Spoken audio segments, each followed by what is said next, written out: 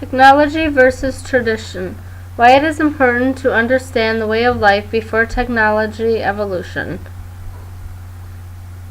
Our great nation has been built over the past 230 years. Technology is still a baby. Let's not forget that. We have seen in our lifetime the fast-growing changes in technology. In this paper, I will show you how something that has been around for such a short time is making a huge impact on the way our children are learning. I will compare 3 technologies used to learn as a learning tool: reading, television, and the internet. I will share my results that I have found working with these 3 forms of technology and the youth students that I have worked with. To start us off, we need to understand how technology has affected the growth of the youth. We will start by talking about reading, the traditional forms of the media used to deliver information when we learn.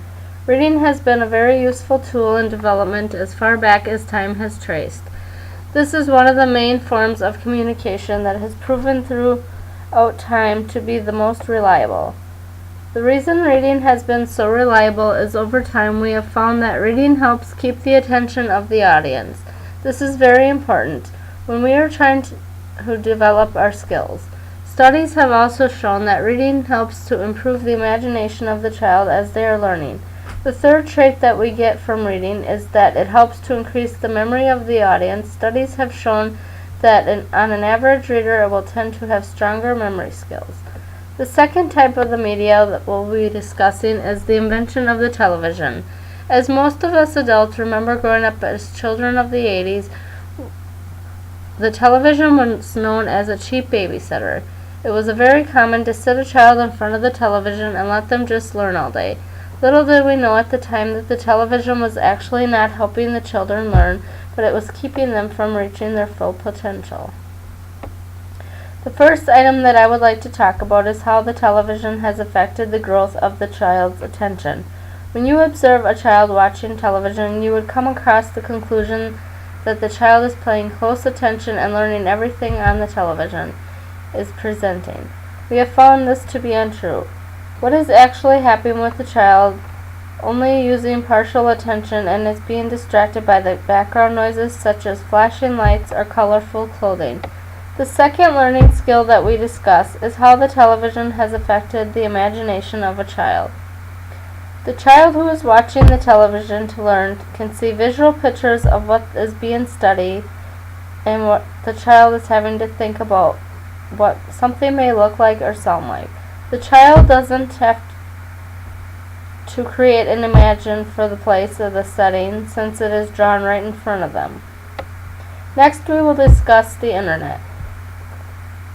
This is the newest tool and has been used in learning and as of today seems to be the most popular. Although the internet has many good aspects, I will discuss a few of the hindering our children from learning their maximum potential. I would like to start with attention. Like the television, the internet makes it almost impossible for a child to pay attention. The website could consist of hyperlinks, ads, and even pop-ups that take away from the purpose of learning. Second, we will see that the internet, no imagination is required at all. If you need to see something, you can pretty much find it on the internet. This really hurts the child's aspect. For example, they are doing a report on Paris. Then they are able to actually search the internet and see what Paris looks like. If they were only allowed to read about Paris, students would have a different visual of what Paris really looks like. The final topic I would like to cover is memorization. I know that most of us remember history classes having facts drilled into our heads. This is no longer the case with the internet. Everything is of a touch button. This may seem to be a good thing, but is actually a bad thing. I feel that it is actually decreasing the memorization skills of children, and in turn it keeps the child from being able to remember what they should. Now that we have compared reading, television, and internet, let's look at some results using the methods in learning. First, we will start with reading. Children have used reading as a primary form of learning and used to be found a complete task faster.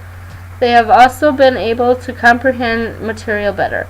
Children that have used reading as the main form of learning have been more informative and more engaging claimed and experienced was way more entertaining. Now, when we look at the children who have used the television as a main source of learning, I have seen that children had a harder time comprehending assignments.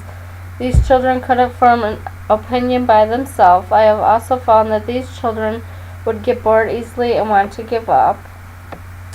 Now, when we look at the children that use the internet as a learning tool, I have seen this to be the most unreliable form of learning. Children that use the internet were easily distracted by the ads and other pop-ups. This would cause the child to lose focus, and since the children knew that they could easily access information, data was not remembered. Now that we have compared reading, television, and internet, and showed why reading is important, let's talk about some of the skills that are strengthened by reading. The first skill is reflection. This skill is important to children that help them become better thinking. This leads to our second skill, critical thinking. Critical thinking is an important skill for the child to develop to help them problem solve, which is our third skill. Problem solving is a skill used every day. We solve problems sometimes without even knowing it. Helping a child develop these three skills will make them stronger learners. The final skills we develop is vocabulary. Developing a strong vocabulary will also help the child in growth of learning. In conclusion, we have discussed how technology has changed and affects and had our children's learning skills. We have talked about the importance of reading versus television and the internet.